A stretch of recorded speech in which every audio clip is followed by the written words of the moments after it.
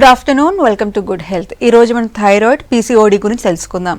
వీటి సిమ్టమ్స్ ఏ విధంగా ఉంటాయి, అలాగే ఎటువంటి ట్రీట్మెంట్ అందుబాటులో ఉందో తెలియచేయడానికి మనతో పాటు పాజిటివ్ హోమియోపతి డాక్టర్ సునీత గారు ఉన్నారు. వారిని అడిగి మరిన్ని విషయాలు తెలుసుకుందాం. Hello doctor. Hello. So thyroid అంటే ఏంటి, రీజన్స్ ఏంటి రావడానికి? సో థైరాయిడ్ అనేది ఏంటంటే ఒక ఎండోక్రైనల్ గ్లాండ్ అండి. ఇది మన నెక్ రీజన్లో మనకి బటర్ఫ్లై షేప్లో ఉంటుంది, ట్రేకియాకి ముందుగా లొకేట్ అయి ఉంటుంది. ఈ ఎండోక్రైన్ గ్లాండ్ ఏం చేస్తుందంటే, ఎండోక్రైనాలజీ అంటే ఏంటంటే అది వినాల గ్రంథి వ్యవస్థ అన్నమాట. వినాల గ్రంథులు అంటే ఎలాంటి వెజిల్స్ లేకుండా డైరెక్ట్ దాని యొక్క డిశ్చార్జ్ అయిన హార్మోన్స్ని రక్తంలోకి రిలీజ్ చేసి ఎక్కడైతే టార్గెట్ సెల్స్ అంటే దాని పనితీరు ఉందో అక్కడికి వెళ్ళి త్రూ బ్లడ్ సర్క్యులేషన్ ద్వారా ఇది పనిచేస్తూ ఉంటుంది థైరాక్సిన్ అనే హార్మోన్. ఈ థైరాయిడ్ గ్లాండ్ అనేది ఏం చేస్తుందంటే ఈ బటర్ఫ్లై షేప్లో ముందు లొకేట్ అయి ఉన్నది మనకు హైపోథాలమస్ అనేటువంటి బ్రెయిన్లో ఉన్నటువంటి దాంతో స్టిమ్యులేట్ చేయబడుతుంది. థైరాయిడ్ స్టిమ్యులేటింగ్ హార్మోన్ లాగా చేసుకొని మనకి ఏమవుతుందంటే థైరాయిడ్ స్టిమ్యులేటింగ్ హార్మోన్ ద్వారా ఇది అంటే బ్రెయిన్లో ఉన్నటువంటి హైపోథాలమస్ తోటి స్టిమ్యులేట్ అయ్యి T3, T4 అనేటువంటి 2 హార్మోన్స్ని రిలీజ్ చేస్తుంది అనమాట. అదేంటంటే మనకు ట్రైఐడోథైరోనిన్, ఇంకొకటి ఏంటంటే థైరాక్సిన్. T4 అంటే థైరాక్సిన్. ఇవి మెయిన్ థైరాక్సిన్ని డిశ్చార్జ్ చేసేటువంటి వ్యవస్థ. సో ఈ థైరాక్సిన్ అనే హార్మోను తన టార్గెట్ సెల్స్ దగ్గరికి వెళ్ళి సెల్యులార్ లెవెల్లో అంటే మనకి ఏమవుతుందంటే బయోలాజికల్గా సెల్యులార్ లెవెల్లో ఇది పనిచేస్తుంది. దీని యొక్క ఉపయోగం ఏంటంటే ముఖ్యంగా బాడీలో ఉన్నటువంటి అన్ని జీవన క్రియలను ఇది సమన్వయపరుస్తుంది. అంటే వాటి యొక్క పనితీరుని పూర్తిగా కంప్లీట్గా మెరుగ్గా అయ్యేలాగా చూస్తుంది అనమాట. సెల్యులార్ లెవెల్లో దీని యొక్క చాలా ఇంపార్టెన్స్ మనకి ఉంది. హార్మోన్ థైరాక్సిన్ అనే హార్మోన్ యొక్క ఇంపార్టెన్స్. ఓకే, సో థైరాయిడ్లో టైప్స్ ఉంటాయి కదా, ఆ టైప్స్ చెప్పండి, అలాగే వాటి సిమ్టమ్స్ గురించి చెప్పండి. సో ఈ థైరాయిడ్ గ్లాండ్ అనేది ఎప్పుడు కూడా అది పుట్టుకతోటే మన బాడీలో డెవలప్ అవుతుంది అన్ని ఆర్గన్స్ లాగా. అప్పటి నుండే దాని యొక్క హార్మోన్ రిలీజ్ చేస్తూ సెల్యులార్ లెవెల్లో గ్రోత్, పెరుగుదల, అలాగే జీవనక్రియలు, అన్ని జీవనక్రియలు లైక్ ఏంటి, రెస్పిరేషన్, గుండె కొట్టుకోవడము, గుండె మజిల్స్ పనిచేసే తీరు, డైజెస్టివ్ సిస్టమ్, స్కిన్ డెవలప్మెంట్, అలాగే మనకి బాడీలో ఉన్నటువంటి ప్రతి ఒక్క సెల్యులార్ లెవెల్లో దీని యొక్క పని ఉంటుంది. ఈ థైరాక్సిన్ అనే హార్మోను తగ్గిపోతే దాన్ని హైపోథైరాయిడిజం అంటారు. అది కూడా ఒక డిసీజ్ కండిషనే. హైపర్ థైరాయిడిజం అంటే ఓవర్ యాక్టింగ్ గ్లాండ్లో ఉన్న సెల్స్ అనేవి చాలా ఎక్కువగా రెస్పాన్స్ అయ్యి హైపర్ సెన్సిటివిటీ అయిపోయి అది థైరాక్సిన్ హార్మోన్ ఎక్కువగా రిలీజ్ చేస్తే అది కూడా ఒక డిసీజ్ కండిషన్, దాన్ని హైపర్ థైరాయిడిజం అంటారు.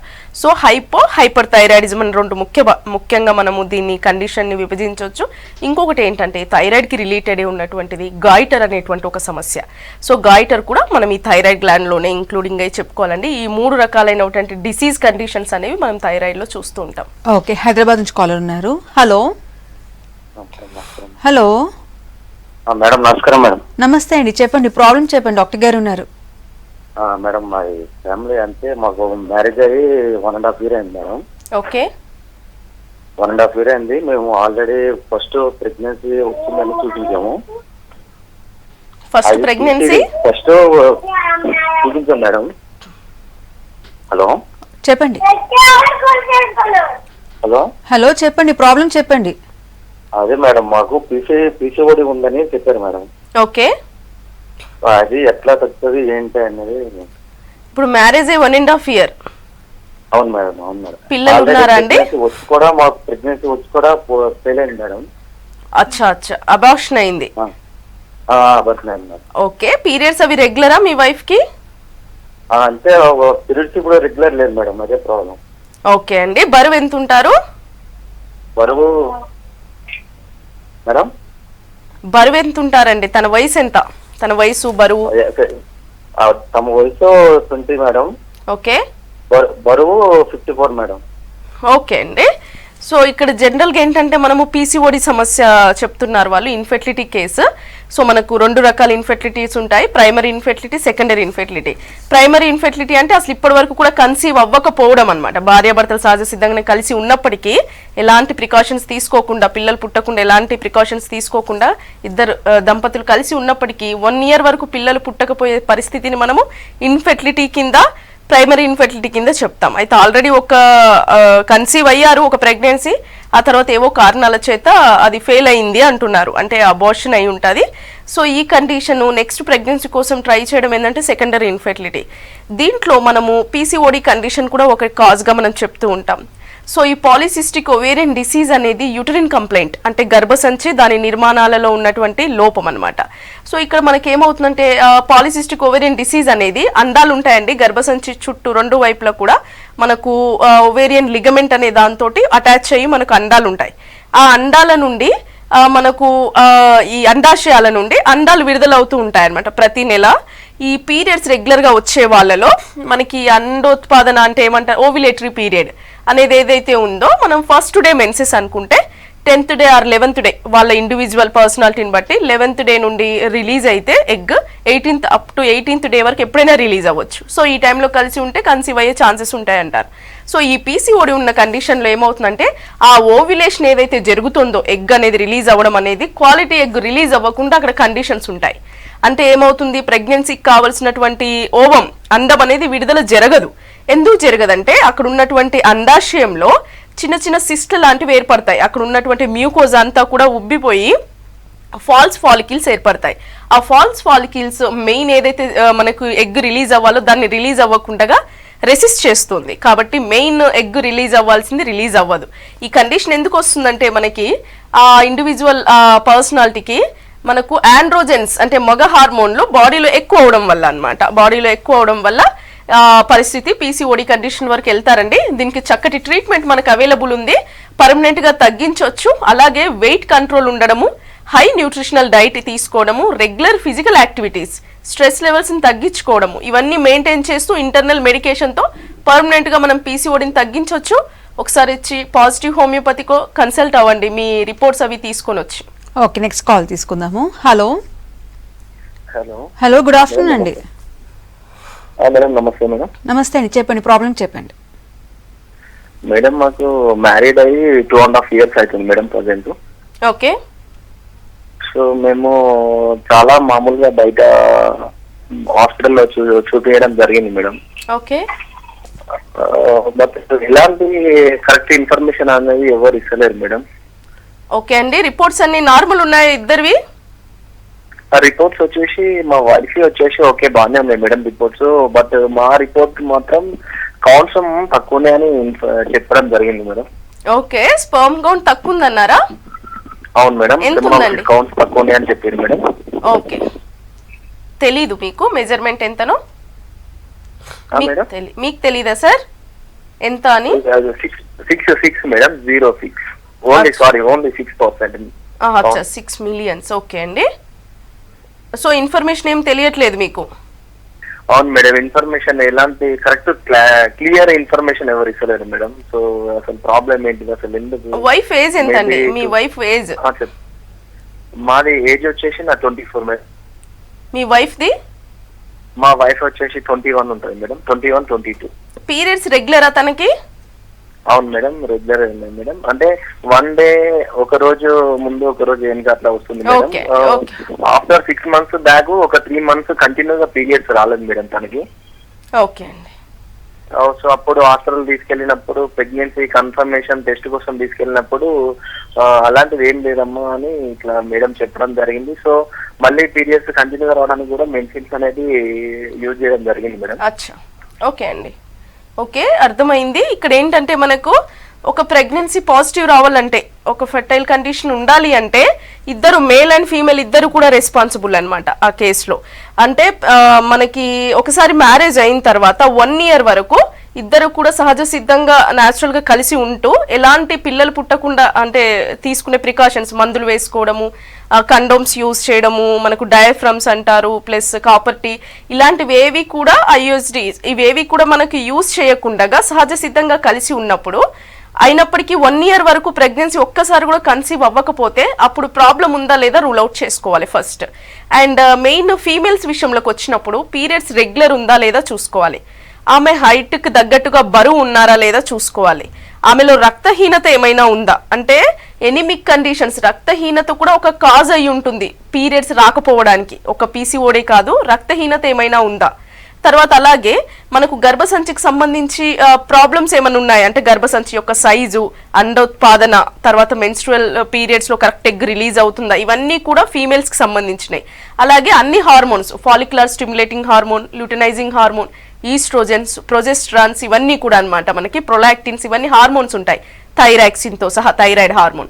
ఇవన్నీ కూడా ఫీమేల్స్ లో ఇంపార్టెంట్. ఇవన్నీ మెన్సెస్ వచ్చిన సెకండ్ డే చేయించుకొని ఒకసారి తీసుకొని రండి. దానిలో ఏమైనా ప్రాబ్లం ఉందా, పీరియడ్స్ మధ్యలో ఎందుకు రాలేదు కూడా మేము రూల్ అవుట్ చేస్తాము. అలాగే మేల్ విషయంకి వచ్చినప్పుడు మనకు స్పర్మ్ కౌంట్ ఇంపార్టెంట్ అన్నమాట, semen analysis important.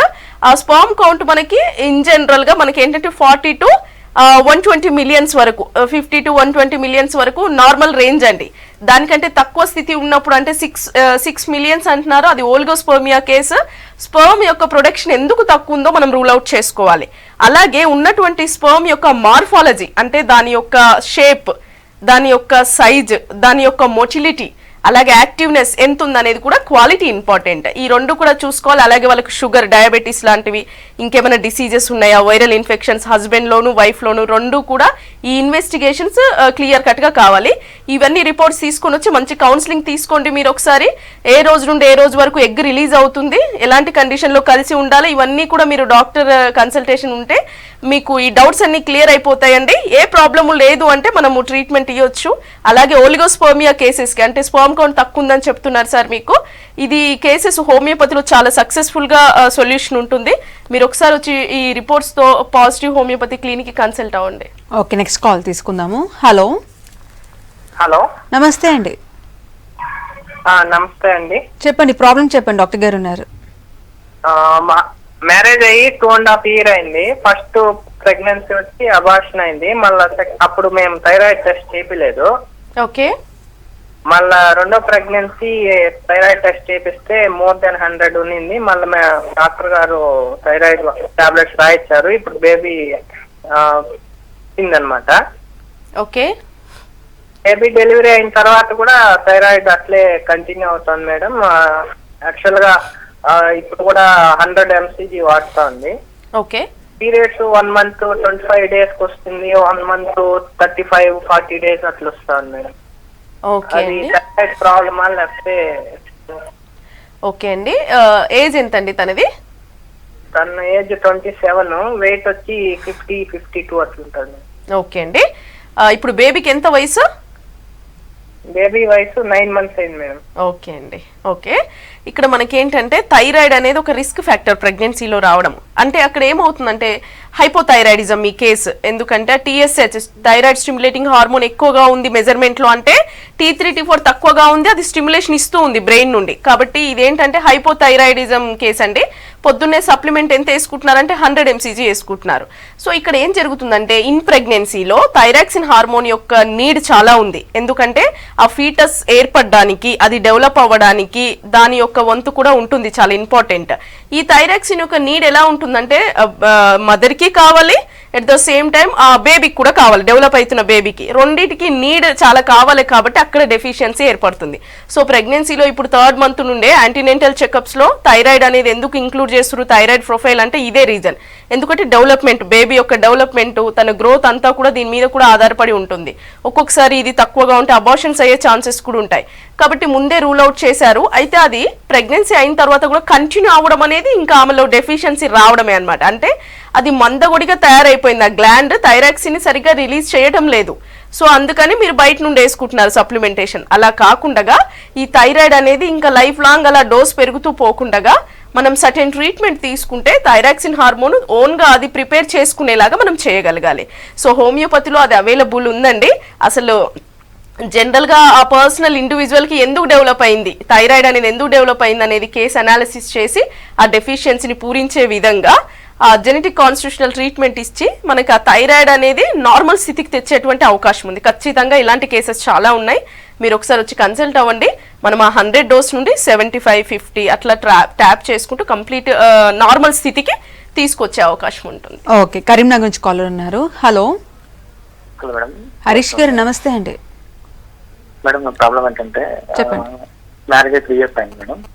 Okay. 2 years వరకు పిల్లలు వద్దనుకున్నాము. ఇప్పుడు పిల్లల కోసం ట్రై చేస్తుంటే కావట్లేదు. కాకపోతే డాక్టర్ దగ్గరికి వెళ్ళాం మేడం చూపించుకోవడానికి. Okay. వెళ్తే వాళ్ళు హ్యూమన్ అనాలిసిస్ చేశారు. చేస్తే 28 millions వచ్చింది మేడం. ఓకే కౌంట్ 28 millions వచ్చింది. ఓకే సో మళ్ళీ అమ్మాయికి కూడా చెక్ చేశారు. అమ్మాయిని ఏమన్నారంటే 5.5 హైట్ ఉంది కాబట్టి వెయిట్ 70 kgs ఉంది, వెయిట్ తగ్గమన్నారు. ఓకే థైరాయిడ్ ఏం లేదు మేడం, మీరు హార్మోనల్ ఇంబ్యాలెన్స్ కూడా ఏం లేదు. ఓకే సో ఫర్టిలిటీ అంటే ప్రెగ్నెన్సీ వచ్చే ఛాన్స్ ఉందా 28 millions తోనే? ఓకే సార్, ఎంతండి మీ వయసు? మేడం మీ ఏజ్ ఎంతండి? నాది 30, మా మిస్సెస్ 27. 27 years తనకి. ఓకే, పీరియడ్స్ అవి రెగ్యులర్ అండి తనకి? రెగ్యులర్ వస్తుంది. ఓకే సార్, ఇక్కడ మనకేంటంటే చెప్పుకున్నాము ప్రెగ్నెన్సీ పాజిటివ్ రావాలంటే ఇద్దరు కూడా రెస్పాన్సిబుల్ అయి ఉండాలి. ఆ ఫీమేల్ బాడీలో అన్ని హార్మోన్స్ కూడా నార్మలే ఉన్నాయి, బట్ కొద్దిగా ఒబేసిటీ అంటే నడుము ప్రాంతం ఎక్కువగా ఉండడం, ఒబేసిటీ, ఇండైరెక్ట్గా డయాబెటీస్, మనకు ఇన్సులిన్ రెసిస్టర్స్ ఏర్పడడం, సరిగా యూజ్ చేసుకోకపోవడం వల్ల ఒకలాంటి హార్మోన్ ఇంబ్యాలెన్స్ అయి ఓవ్యులేషన్ మీద ఇండైరెక్ట్గా అది పనిచేస్తుంది. కాబట్టి ఇమీడియట్గా బరువు తగ్గించడం అనేది చాలా ఇంపార్టెంట్ ఫీమేల్ పరంగా చూస్తే. ఇకపోతే స్పర్మ్ కౌంట్లో మనకు 28 millions అనేది యాక్టివ్ మోటిలిటీ ఎంత ఉందనేది ఇంపార్టెంట్. అంటే ఉన్నటువంటి sperm count enough sir pregnancy positive రావడానికి, బట్ మొటిలిటీ ఎలా ఉంది, మార్ఫాలజీ దాని యొక్క షేప్ ఎలా ఉంది ఇంపార్టెంట్. ఆ క్వాలిటీ పెంచడానికి మనకు ట్రీట్మెంట్ అవైలబుల్ ఉంది. అది అప్ టు మనకు 60 millions 70 millions వరకు చేస్తూ ఉంటే క్వాలిటేటివ్ స్పర్మ్ కూడా రిలీజ్ అయ్యి మనకు ప్రెగ్నెన్సీ పాజిటివ్ ఉంటే అది 9 months వరకు చక్కగా సర్వైవ్ అయ్యే అవకాశం ఉంటుంది. ఈ 28 millions ఇనఫ్, బట్ దాంతోపాటు క్వాలిటీ ఎంత ఉంది, దాని షేప్ ఎంత ఉంది అనేది కూడా మనకు చాలా ఇంపార్టెంట్ సార్. ఆ రిపోర్ట్స్ ఒకసారి వచ్చి కన్సల్ట్ అవ్వండి. ఓకే డాక్టర్, సో థైరాయిడ్కి సంబంధించి ఎదర్ హైపర్ ఆర్ హైపోథైరాయిడిజంకి సంబంధించి హోమియోపతిలో ట్రీట్మెంట్ ఏ విధంగా ఉంటుంది? మనకి అసలు ఇండివిజువల్గా ఎందుకు అది డెవలప్ అయింది అనేది చూస్తుంటాం అనమాట. జనరల్గా మనకు ఒక 10 members తీసుకుంటే 1 or 2%కి హైపర్ థైరాయిడిజం ఉంటుంది. ఎందుకని ఉంటుంది అలాగానంటే మనకు అక్కడ ఉన్నటువంటి థైరాక్సిన్ అనే హార్మోన్ చాలా ఎక్కువ రిలీజ్ అవుతూ ఉంటుంది. సో ఈ కండిషన్లో ఎంత సివియర్ ఉందనేది మనం చూస్తూ ఉంటాం. ఇకపోతే హైపోథైరాయిడ్ కేసెస్ చాలా ఎక్కువగా ఉంటాయి. 10లో మనకు 5 members వరకు కూడా ఉండొచ్చు అనమాట. సో హైపోథైరాయిడిజం క్లినికల్గా ఎక్కువగా చూస్తుంటాం, అంటే డెఫిషియన్సీ ఏర్పడింది.